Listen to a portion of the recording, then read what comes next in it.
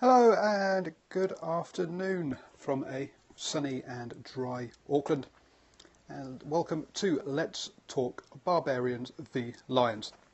So yes, Lions is the biggest topic of the moment, and so it's another video about the Lions, and the reason for that is that I've been asked a few times about my thoughts about the Lions squad.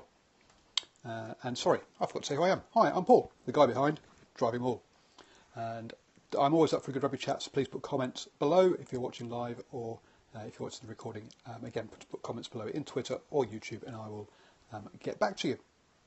So, a lot of questions asking me about the first Lions squad that Gatland has chosen. And one of the things I think we all know is that Gatland is going to select all the players in the first 2 to 3 games. Now, normally I'd say the first 2 games, but with 6 centres and 7 outside backs, it's going to be difficult to fit them all in to the first 2 games. So some players may not actually get a run out until the 3rd game against the Crusaders. This first game against Barbarians, so the Barbarians, like the Lions, are a scratch side for this game. And not only that, but it's a scratch side that has been picked from below Super Rugby level.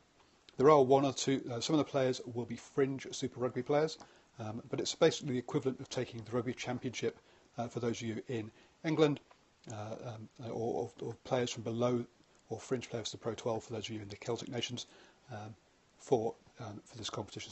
So this is the one sort of gimme game of the whole tour. It all gets serious really in Auckland next Wednesday against the Blues. My initial thoughts when looking at the squad is basically, yeah, it's a strong squad. That's what a lot of people have said. But if you think about it, how can Gatland pick a non-strong squad? Every single one of these players is top international class. So whatever combination he picks should be, on paper, a strong squad. So that's the first mention. So if anyone says at any point, oh, this is a weak squad, then something has drastically gone wrong. The next point is a lot of these players were playing, a lot of the players in the squad were playing last weekend. We had 3 games last weekend. We had the Pro 12 final between Munster and Scarlets, and we had the Premiership final between Wasps and Exeter Chiefs, and then finally we also had the Champions Cup playoff game between Stade Francais and Northampton Saints. So that's 5 teams of players. Oh, and also, sorry, Toulon. That's one. We're playing against La Rochelle, as we do have at least one Toulon player here. So there were 4 games last weekend that had players involved from the squad. And so if we look at the squad, none of those players have been selected. So essentially this is, if you didn't play last weekend and you're in the squad, you're in the side. If you look at it first up, that's how he's done the selection. If we dig a bit deeper, it's not quite that simple. So let's have a look. So at hooker we have Rory Best starting, and we have Jamie George on the bench. There's the 3rd hooker is, whoops, where's my notes gone? Is Ken Owens for Scarlets. Clearly Ken has missed out because he played last weekend and is having a rest. And obviously we'll expect him to feature on Wednesday. In the props, it's a little bit different because in Cole, Furlong, Marler, McGrath, Sinclair and Vunipola, none of the props were playing last weekend. And starting, we have Marler and Carl Sinclair, both from Harlequins. When we're talking about combinations, that's not a bad choice. It's first out. Obviously 2 players who play together. So it's not a bad decision to put 2 of them in the front row, with George Vunipola on the bench and the other 2, McGrath, gone blank, Dan Cole, but we'll obviously we'll see probably on Wednesday. Coming to the second row, again, Courtney Laws was playing last weekend, so he clearly misses out, but the other 4 weren't playing, so Henderson, Itoji, Alwyn Jones and Chris. Itoji is one that gets to miss out, with Chris and Henderson to start off. Alwyn Jones and Henderson to start off, with Chris to come off the bench. One of the things we've said about the locks is they're very strong, and there's plenty of depth with players that are even left at home who would be happy starting in the Lions tests. So no big surprise there. Coming on down into the back row with Sam Warburton, Toby Filatau and Moriarty, an all-Welsh back row. They're three players who should provide a good combination together. CJ Stander and Peter Mahoney both were playing for Munster last weekend, so obviously they get a rest. And Haskell was playing for Wasps, so he obviously gets a rest. So if we look at who is left, basically it is, I've gone blank, Justin Tipuric, of course, who we see is on the bench. So again, he's just basically picked the players that don't need a rest. Coming down into the scrum half, again, same again. Conor Murray played last weekend. He's rested, so Laidlaw and Webb start, with Webb getting the bench spot this time. And similarly, we come actually in the fly halves. All the fly halves got a rest with Saracens and Leinster getting surprisingly being knocked out at the semi-final stage. And to start off with, we have Sexton getting a first bite at the 10 shirt, with Farrell coming off the bench. Into the centres, and I'll be honest, this is the area. The centres is for me going to be the most interesting part of the squad, and will tell us a lot about how Gatland is planning on playing. And he's starting out with Ben Teo and Jamie Joseph, so two England colleagues, again going for a combination of players who should know each other, have played well together.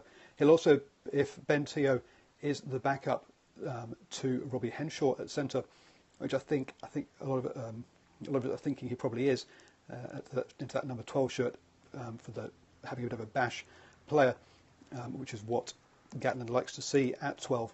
Then he's going to want to see how Sexton and Ben Teo play together.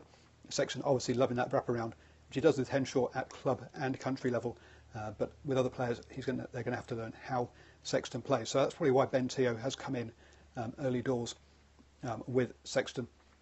Obviously from the other players, Jonathan Davis played last weekend, so he needs a rest.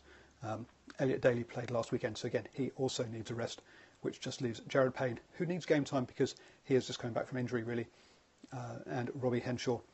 Now we know he knows what he's going to get from Henshaw, so hence Payne has come onto the bench, and the other two are being rested because they played. As I say again, it's all about who was playing last weekend.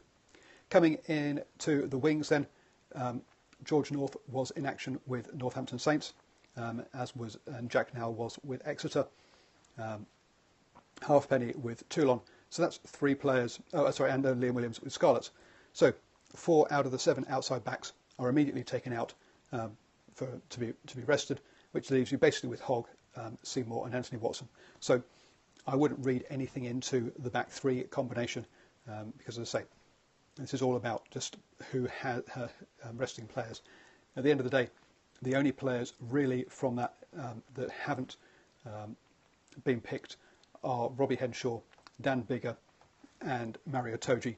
Everybody else who hasn't been picked played last weekend, and that's how he has picked. That's how I believe, anyway. He has effectively picked this first squad. So, if we'd known the rules beforehand, I think we would have got within 1 or 2 players of this squad anyway. As I say, there are only three choices to make from this, and otherwise, it's who Gatland had to pick. We'll see a much changed team, obviously, against the Blues next weekend, and again against the Crusaders. Not next weekend. Sorry, the Blues midweek, and then anyone who hasn't played in the first 2 games, you'd expect to get to start against the Crusaders the next weekend in the 3rd game, and they would also be playing catch up with the other players then to make it into the test side and to show what they can do. So there are my thoughts around the squad.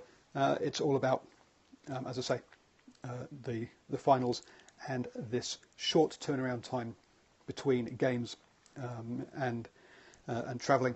One of the things that Gatland had the option of was to fly out players who weren't playing last weekend early, but he said no, he didn't want that. He wanted the squad to come out together as one, to build that squad unity.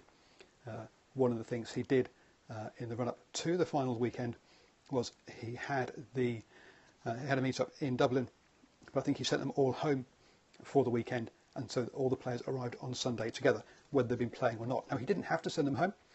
He could have just kept them in there and have other people join the squad, but he's very much aware that squad unity is a big thing for this. The word culture is all about this, and so he wants everyone to feel like they're getting an equal shot. They're coming in together as one. It's not a group who are already in there with an advanced chance and then someone coming along later. That's not Gatland. That's something that Gatland's been very careful to eliminate as much of, which I think is a jolly good thing. Anyway, let me know your thoughts. If you like this, find this informative, share it with your friends, give it the old thumbs up. You can get my newsletter up above on Twitter, down below on YouTube, and I think on Saturday I will try and do a live post-game reaction with a couple of mates on YouTube Live, so do look out for that.